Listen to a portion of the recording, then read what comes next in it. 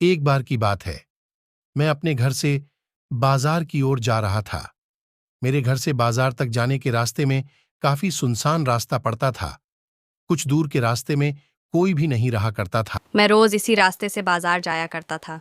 आज भी मैं इसी रास्ते से बाजार जा रहा था। मुझे रास्ते में एक लड़की मिली जो बहुत ही डरी हुई थी। उसे डरा हुआ देख मैं उसके पास गया और पूछा, क्या हुआ, तुम डरी हुई क्यों हो? लड़की ने कुछ लड़कों की ओर इशारा किया। मैं समझ गया। मैं अपने साथ उस लड़की को लेकर उन लड़कों के पास गया। मैं उन लड़कों को कहा, क्या तुम्हें शर्म नहीं आता है? काफ़ी कुछ कहने के बाद उन लड़कों को अपनी गलती का एहसास हुआ। उन्होंने लड़की से क्षमा मांगा। फिर मैं बाजार की ओर जाने लगा। उस लड़की ने मुझे रोका और कहा, मैं यहाँ पर नई हूँ, मुझे रहने के लिए किराए का घर चाहिए, क्या आप मेरी मदद कर सकते हैं?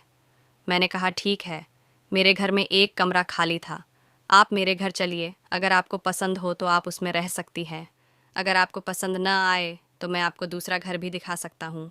अब वह लड़की और मैं घर की ओर चल पड़े। रास्ते में मैं कुछ भी बोल नहीं पा रहा था। मैं बोलना चाह रहा था लेकिन नहीं बोल पा रहा था। फिर उससे पूछा, आपका नाम क्या है? मैंने कहा, राकेश। और आपका नाम? उसने ने कहा, सुंदरी। मैंने बोला, काफ़ी अच्छा नाम है। अब तक हम घर पर आ गया थे। सुंदरी ने मेरा घर देखा और वह कमरा भी देखा जिसमें उसे रहना था।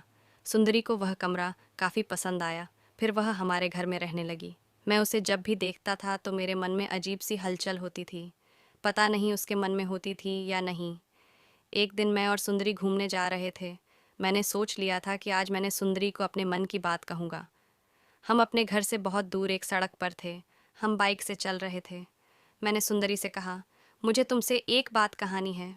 सुंदरी से कहा, मुझे भी तुमसे कुछ कहना है। मैंने कहा, बोलो।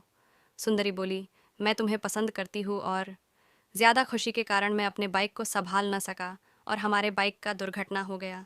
मैं तो बच गया लेकिन सुंदरी ने अपने जान को गंवा दी।